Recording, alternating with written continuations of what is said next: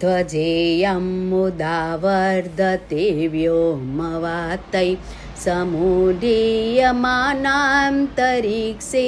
विशाले महामण्डले दीप्तदिव्यारुणाभिः सुभासेर्विभासते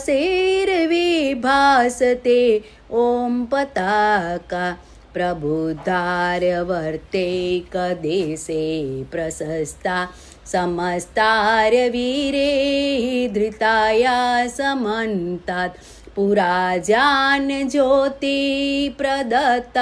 पृथिव्यां सुधावेदवाण्यानुता गीयते च समुद्धतु कामा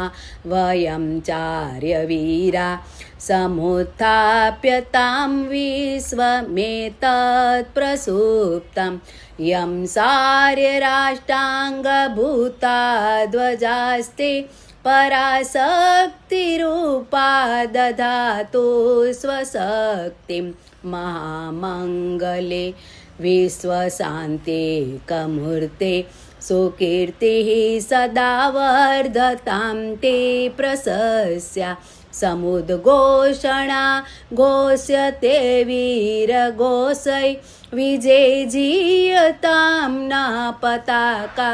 पतापा विजयजीयतां न पताका पतापा।